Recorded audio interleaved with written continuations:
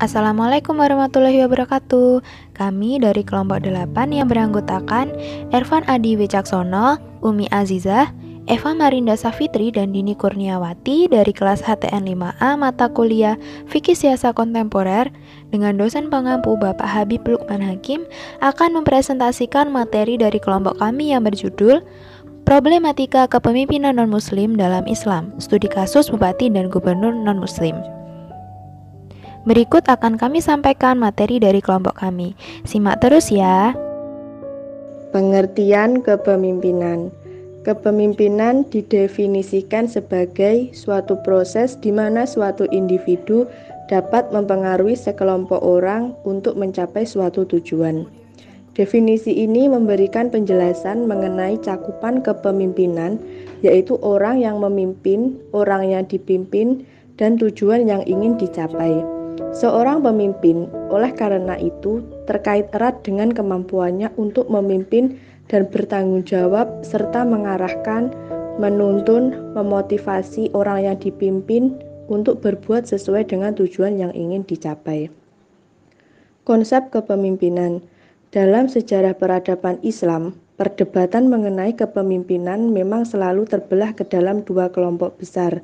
Ada kelompok yang menolak kepemimpinan non-muslim dan ada pula yang menerima meskipun dengan beberapa persyaratan. Larangan memilih pemimpin non-muslim dapat dirujuk misalnya dalam Quran Surat Al-Imran ayat 28 dan 118, Al-Ma'idah ayat 51 dan 57, Al-Mumtahanah ayat 1 dan masih beberapa ayat lain menyinggung hal tersebut. Ayat-ayat tersebut memiliki redaksi berbeda tetapi memiliki satu penekanan yang relatif sama, yaitu larangan memilih pemimpin non-muslim untuk menjadi kepala negara atau pemimpin komunitas muslim. Adapun yang membolehkan didasari pada fakta bahwa Indonesia bukanlah negara agama atau Islam, sehingga semua orang memiliki hak atau politik yang setara untuk menjadi pemimpin. Memilih pemimpin yang non-muslim di tengah masyarakat muslim hukumnya diperbolehkan. Hal ini karena masalah kepemimpinan bukanlah masalah muktagayyirat atau absolut. Selain itu, berdasarkan pengkajian atau pembacaan kontekstualitas, larangan memilih pemimpin non-muslim dikaitkan dengan sebab yang menyertainya, yaitu ketika non-muslim melakukan penistaan terhadap umat Islam. Jika hanya membolehkan muslim menjadi pemimpin, maka di mana letak keadilan itu? Demikian kira-kira spirit arus ini. Argumentasi yang digunakan kelompok ini adalah bahwa pelarangan terhadap pemimpin non-muslim didasarkan pada ayat-ayat Madaniyah, yang dalam kacamata Mahmud Muhammad Toha memang syarat dengan aura diskriminatif, bukan didasarkan pada ayat-ayat Makkiyah yang menekan martabat yang inheren pada seluruh umat manusia. Perbedaan pendapat mengenai kepemimpinan non-muslim sangat dipengaruhi oleh penafsiran atas teks dan konteks sosial muslim, sehingga sampai kapanpun di dalamnya terjadi dua corak yang saling bertolak belakang. Selanjutnya adalah kepemimpinan non-muslim di negara-negara muslim. Praktik kepemimpinan di dunia sangat bervariasi. Terdapat kepemimpinan yang masih menganut sistem monarki atau kerajaan, federal, demokrasi, bahkan khilafah. Di negara-negara muslim praktik sistem kepemimpinan juga demikian. Perdebatan mengenai kepemimpinan ini menandakan adanya proses dinamis untuk menemukan model yang dianggap representatif dan sesuai dengan konteks serta kepentingan negara masing-masing. Akan tetapi, pola umum yang ada adalah pemimpin bagi negara-negara muslim adalah berasal dari kalangan muslim sendiri, meskipun kadang tidak secara tegas dalam kebijakan atau hukum. Alasan kuantitas atau jumlah penduduk mayoritas sangat erat kaitannya dengan upaya mempertahankan dominasi. Meskipun argumentasi ini tidak selamanya benar dan diterima, akan tetapi mengacu pada aspek kuantitas merupakan satu dari sekian banyak alat legitimasi untuk meraih dan mempertahankan kekuasaan. Meskipun dalam perundang-undangan tidak disebutkan bahwa yang berhak menjadi presiden adalah orang Islam atau Muslim. Namun, pada kenyataannya, seluruh presiden Indonesia sampai sekarang ini semuanya adalah Muslim. Tidak hanya presiden, wakil presiden Republik Indonesia pun tidak pernah ada yang berasal dari non-Muslim.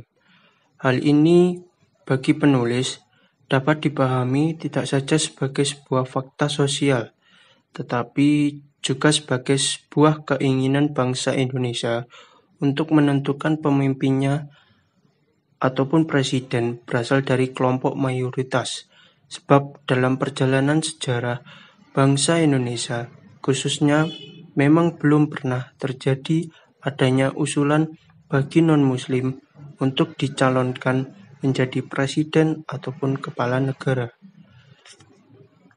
Kasus pemilihan gubernur di DKI Jakarta 16 tahun 2017 lalu menyisahkan banyak perdebatan karena pada perhelatan demokrasi tersebut diikuti oleh dua kandidat putaran kedua yang memiliki perbedaan agama pada calon gubernur.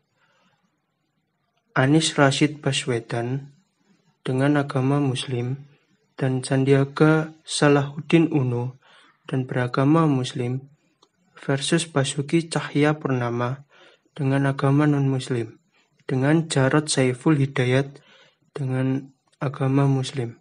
Menjadi pertarungan, tidak hanya pertarungan visi misi dalam untuk membangun DKI Jakarta, tetapi juga telah melibatkan agama di dalamnya yang diikuti oleh kasus penodaan agama yang diputuskan dilakukan oleh Basuki Cahayapurnama. Meskipun banyak pihak yang tidak setuju jika pemilihan kasus kepala daerah di DKI Jakarta dikatakan sangat syarat dengan nuansa agama. Namun, pada faktanya, isu-isu agama sangat kental digunakan khususnya untuk mendukung dan menyudutkan salah satu pihak.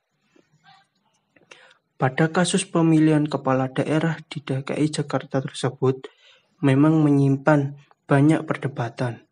Salah satu perdebatan yang ada adalah penggunaan instrumen keagamaan sebagai bagian dari kampanye dan akhirnya meminggirkan salah satu calon gubernur pada kasus Kalimantan Barat. Keterpilihan gubernur lebih didasarkan pada faktor etnisitas, sebab etnik Dayak merupakan etnis dominan dan secara kebetulan gubernur terpilih berasal dari etnik tersebut. Pada daerah-daerah di mana populasi non-muslimnya mayoritas seperti Nusa Tenggara Timur, Papua, Papua Barat, Sulawesi Utara, dan Bali memiliki kecenderungan yang linier dengan kondisi populasi. Artinya, gubernur atau kepala daerahnya dapat dianggap mewakili kondisi populasi yang ada. Demikian sebaliknya, Sulawesi Selatan, Nangro Aceh Darussalam, Sumatera Barat, Jambi, NTB, Jawa, dan lain-lain. Kasus di beberapa tempat lain berbeda dengan DKI Jakarta di mana keterpilihan pemimpinnya sangat akrab dengan kondisi penduduk. Data BBS pada tahun 2010 menunjukkan bahwa penduduk Muslim Kalimantan Barat berjumlah 2.603.318 jiwa atau dengan persentase 59,22%.